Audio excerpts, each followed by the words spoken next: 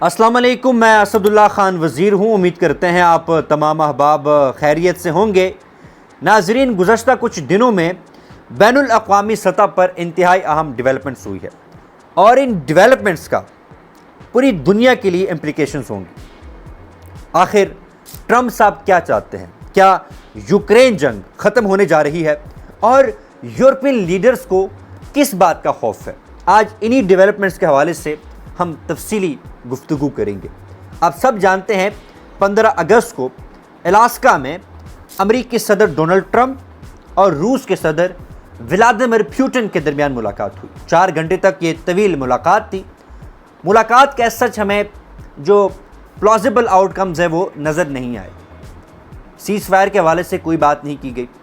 दोनों ने इस बात का इरादा जाहिर किया कि वो टॉक्स के ज़रिए, निगोशिएशंस के ज़रिए यूक्रेन वॉर को ख़त्म करने की कोशिश करेंगे। दोनों ने इस बात का इकरार किया कि वो यूक्रेन जंग को ख़त्म होता हुआ देखना चाहते हैं। उसके बाद ट्रंप साहब ने कहा कि वो बहुत जल्द व्लादिमीर ज़ेलेंस्की से मिलेंगे। 18 अगस्त को वॉशिंगटन में यूक्रेन के सदर ज़ेलेंस्की और ट्रंप की मुलाकात हुई और कुछ ही देर बाद ट्रंप साहब के कहने पर यूरोपियन लीडर्स भागते हुए वॉशिंगटन पहुंचे। हालांकि ऐसे होता नहीं है कि इतने शॉर्ट नोटिस पर दुनिया के जो अहम ममालिक है, फ्रांस, यूरोपियन लीडर के जो सरबराहान हैं, यूके के प्राइम मिनिस्टर, वो फ़ौरन पहुंच जाए। सब ने बाकी काम छोड़ दिए, दौड़ते हुए भागते हुए वॉशिंगटन पहुंचे। आखिर उन्हें खौफ किस बात का था? इस पर हम आगे चल के बात करेंगे। बहरहाल अगर देखा जाए, एक बात तो वाज़ेह है कि जितने भी इंटरनेशनल रिलेशंस के बड़े जो मशहूर नाम हैं वो इस बात के ऊपर कंसेंसस के साथ ये बात करते हैं, एग्री है वो कि भाई चूंकि नेटो ने जब ये फैसला किया कि वो यूक्रेन को मेंबरशिप देंगे, उसकी वजह से रूस के लिए सिक्योरिटी डायलेमा क्रिएट हो गया था कि भाई अगर मेरे बिल्कुल साथ नेटो के फोर्सेस डिप्लॉय की जाएगी, नेटो यहाँ पे बैठेगा, यूक्रेन नेटो का मेंबर बनेगा, फिर तो मेरा जो सर्वाइवल है वो ख़तरे में पड़ जाएगा। आपका दुश्मन आपके बिल्कुल करीब बैठा है, आपके ऊपर किसी भी वक्त अटैक कर सकता है। और दूसरा फिर ये था कि इसी तरह वो आगे भी एक्सपेंशन करता रहेगा नेटो। आज यूक्रेन, कल जो ईस्टर्न यूरोप के बाकी ममालिक हैं उनको भी वो मेंबरशिप दे देगा। और नेटो की मेंबरशिप में ये लिखा हुआ है, अगर आप नेटो के मेंबर बनते हैं तो अगर आपके ऊपर कोई अटैक होता है तो वो कलेक्टिव अटैक समझा जाएगा। नेटो के किसी भी मेंबर पर अटैक नेटो के तमाम मेंबरान के ऊपर अटैक समझा जाएगा। रशिया के लिए एक फेयर था और ज़्यादातर लोग इस बात पे एग्री है कि इसने रशिया को प्रोवोक किया कि वो यूक्रेन के ऊपर अटैक करे। बहरहाल ये एक लंबी डिबेट है, यूक्रेन की भी फेयर, तो इसे हम किसी और दिन डिस्कस करेंगे। अब आते हैं रीसेंट डेवलपमेंट्स के हवाले से। आप में से बेशतर लोगों ने मैसेज किया कि भाई ये ट्रंप साहब क्या चाहते हैं और ये यूक्रेन वॉर का फ्यूचर क्या होगा। एक एक को समझने की कोशिश करते हैं। इस वक्त डोनाल्ड ट्रंप की जो फॉरेन पॉलिसी है वो ट्रांजैक्शनल फॉरेन पॉलिसी है। ट्रंप साहब ये देख रहे हैं कि भाई इसमें अमेरिका के लिए क्या रखा है।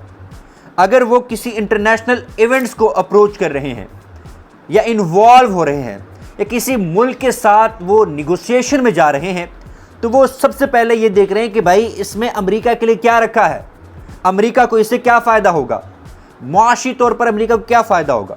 ट्रंप की पॉलिसी ये है। अब ट्रंप क्या चाहते हैं? ट्रंप का बुनियादी जो एक ऑब्जेक्टिव है वो बर्डन शिफ्टिंग का ऑब्जेक्टिव है। ट्रंप इस वक्त ये चाह रहे हैं कि ये जो अमेरिका के कंधों के ऊपर यूक्रेन का बोझ सवार है, अब ये उतर जाना चाहिए। यूक्रेन अमेरिका का दर्द-ए-सर नहीं होना चाहिए, बल्कि यूक्रेन यूरोप का दर्द-ए-सर होना चाहिए। लिहाजा ट्रंप की कोशिश ये है कि यूक्रेन का बर्डन यूरोप बर्दाश्त करे। रूस से किसको मसला है? यूरोप से मसला है। तो वो मेरे कंधों पर बंदूक रख के क्यों चला रहे? यूरोप का पैसा वहां पे लगना चाहिए। यूरोप यूक्रेन को मिलिट्री एड प्रोवाइड करे। एक ऑब्जेक्टिव तो ये है। फिर इसके साथ साथ ट्रंप यूरोप में जो अमेरिका का एक्सपोजर है वो कम करना चाहता है। वहां पे अपनी मिलिट्री इंगेजमेंट, जो फाइनेंशियल एड है, उसको कम करना चाहता है। इसी के साथ साथ तीसरा जो ट्रंप का ऑब्जेक्टिव है वो ये है कि जब उन्होंने इक़्तिदार संभाला, इलेक्शन जब वो लड़ रहे थे, तो ट्रंप साहब ने कहा कि मैं फॉरेन वॉर्स को ख़त्म करूंगा।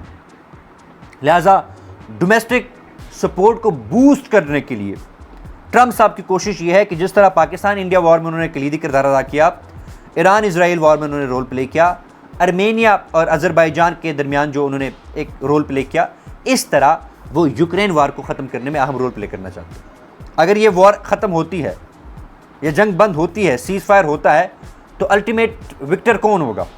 क्रेडिट किसको दिया जाएगा? ट्रंप को दिया जाएगा कि इन्होंने जंग ख़त्म की। बहरहाल एक ये भी इनका ऑब्जेक्टिव है। इसी के साथ साथ ट्रंप ये चाह रहे हैं कि यूएस को फॉरेन वॉर्स में इन्वॉल्व नहीं होना चाहिए, यूएस को अपने ऊपर फोकस करना चाहिए, मुआशी तौर पर अपने आप को स्ट्रेंथन करना चाहिए। एंड फिफ्थ जो मेजर ऑब्जेक्टिव अमेरिका का इस वक्त है, वो अपने तमाम तर तवज्जो चाइना के ऊपर फोकस करना चाहते हैं। तो ये कुछ मेन ऑब्जेक्टिव्स है ट्रंप के, और जो इसलिए वो इतना ज़्यादा इन्वॉल्व है, वो चाह रहे हैं कि पीस डील हो जाए रूस और यूक्रेन के दरमियान। अब आते हैं प्यूटन के ऊपर। रूस क्या चाहता है? रूस ने तो एक ऑब्जेक्टिव अचीव कर लिया कि पहले ये समझा जा रहा था कि जी रूस जो है वो आइसोलेटेड हुआ पड़ा है, मगरबी ममालिक उनको घास नहीं डालता। अब ये जो एक परसेप्शन बनी हुई थी, एक नैरेटिव सेट किया गया था, वो बिल्कुल ख़त्म हो गया। प्यूटन ने, रूस ने साबित कर दिया कि वो ग्लोबल स्टेज पे आज भी एक अहम प्लेयर है, एक ग्रेट पावर है। ग्लोबल डिप्लोमेसी में उन्होंने अपनी पोजीशन को मजबूत किया। आज अमेरिका ने प्यूटन से बातचीत की ख्वाहिश का इजहार किया, उनको बुलाया, बैठे हमारे साथ मुज़ाकरात करें। लिहाजा ये जो रूस का जो परसेप्शन है एज अ ग्रेट पावर, वो मजीद स्ट्रेंथन हो गया। रूस ने साबित किया कि आज भी दुनिया के किसी कोने में इवेंट्स को, डेवलपमेंट्स को, आउटकम्स को शेप कर सकता है। एक सेकेंडली, दूसरा जो रूस का ऑब्जेक्टिव है कि यूक्रेन को फॉर्मल नेटो की मेंबरशिप ना दी जाए, नेटो मेरे करीब ना आ जाए, मेरे घर के दहलीज पे नेटो को ना बिठाया जाए, नेटो के फोर्सेस वहां पे डिप्लॉय ना हो। लिहाजा यूक्रेन की रिनंसिएशन ऑफ जो नेटो मेंबरशिप है, एक वो इसका ऑब्जेक्टिव है। तीसरा, रूस को एक लॉन्ग टर्म सिक्योरिटी बफर चाहिए कि उसके बॉर्डर जो है वो सिक्योर हो, और वो इसी तब मुमकिन होगा कि जब यूक्रेन में जो वेस्टर्न फोर्सेस हैं वो डिप्लॉय ना हो, यूक्रेन नेटो का मेंबर ना हो, नेटो ईस्टर्न एक्सपेंशन को रोके, तब ये मुमकिन है, और रूस इसी पे बात कर रहा है। एंड एक और ऑब्जेक्टिव जो रूस का है, वो मगरबी ममालिक में बदइत्तेमादी की फ़िज़ा, तकसीम पैदा करना।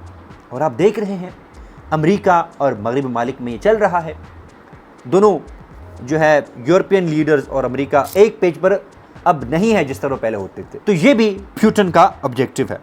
फिर जब हम यूक्रेन की बात करते हैं, यूक्रेन को पता चल गया है कि हम इस जंग को नहीं जीत सकते, अगर इसको मजीद प्रोलॉन्ग किया जाए तो नुकसान यूक्रेन का होगा, रूस सस्टेन कर सकेगा अपने आप को। लिहाजा यूक्रेन ये चाह रहा है कि इससे किसी तरह एक कवर मिल जाए, एक फेस सेविंग मिल जाए, ताकि वो अपने आवाम को भी सेटिस्फाई कर सके, कन्विंस कर सके, और एक फेस सेविंग भी उसे मिल जाए। इसलिए उनकी कोशिश ये है किसी ना किसी तरह ये जंग खत्म हो जाए, फॉर्मली वो टेरिटरी रूस को ना दें और जंग भी खत्म हो जाए। और इसकी एक बुनियादी वजह यह है कि आप सब जानते हैं कि पहले जिस तरह यूक्रेन को यूएस से या मगरबी ममालिक से सपोर्ट मिलती था वो नहीं मिलती, जिस तरह असलहा मिलता था वो नहीं मिल रहा।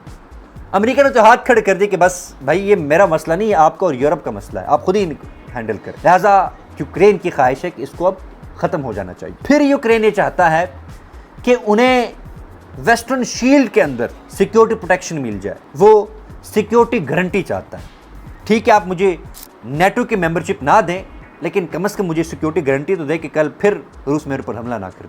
ये इस वक्त सबसे बड़ा जो ज़ेलेंस्की का ऑब्जेक्टिव है वो यही है कि उन्हें एक सिक्योरिटी गारंटी मिल जाए, यानी वो वेस्टर्न प्रोटेक्शन चाहता है। और इसके साथ साथ एक और जो ऑब्जेक्टिव ज़ेलेंस्की ने अचीव किया है और जिसकी कोशिश वो कर रहा है कि यूरोपियन पावर्स को भी इन निगोशिएशंस में, इस पीस डील में इन्वॉल्व किया जाए।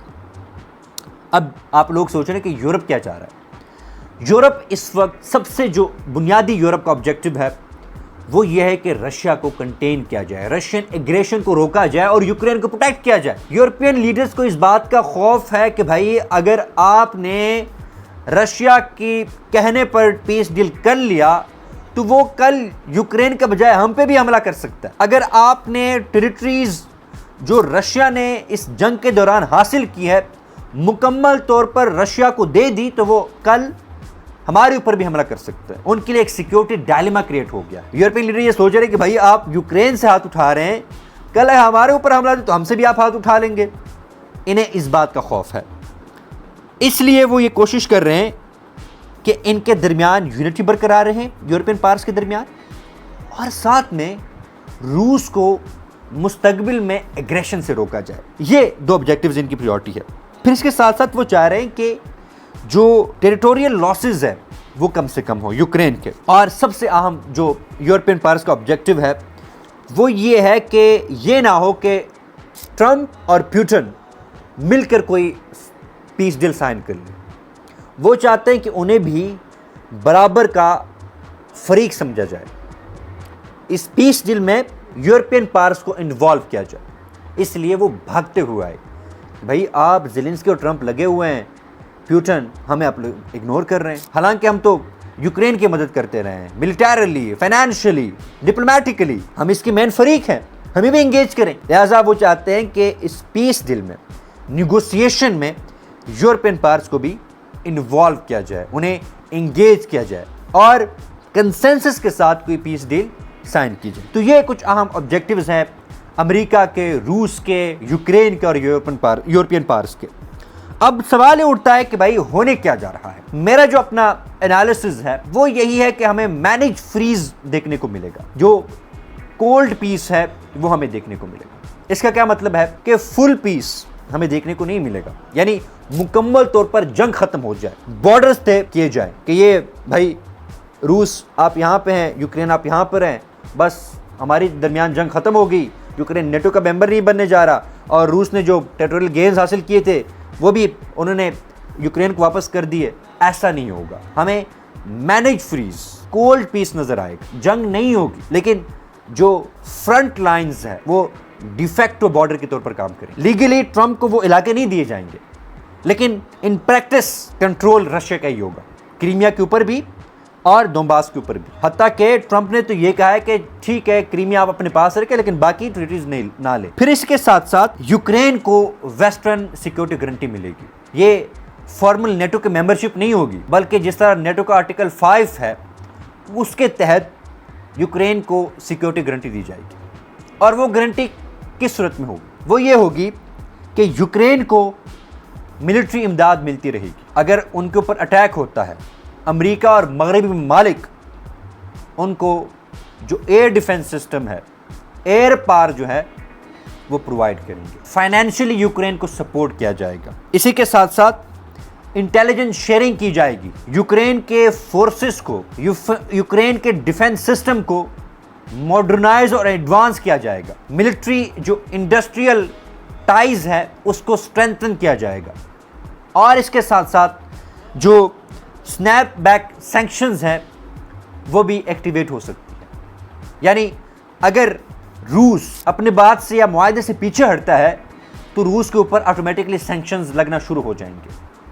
तो इस तरह का जो गारंटी सिस्टम है वो प्रोवाइड किया जाएगा। ना वो फॉर्मल नेटो का मेंबर होगा, ना ही वहां पर वेस्टर्न बैक्ड जो आर्म्ड फोर्सेस है वो डिप्लॉय होगी, बल्कि उन्हें एक शील्ड या प्रोटेक्शन प्रोवाइड की जाए कि भाई अगर आपके ऊपर हमला होता है तो हम आपका साथ देंगे, हम आपको सपोर्ट करेंगे। इसलिए जो यूरोपियन पावर्स है, खासतौर पर फ्रांस, वो कोलिशन ऑफ द विलिंग की बात कर रहा है।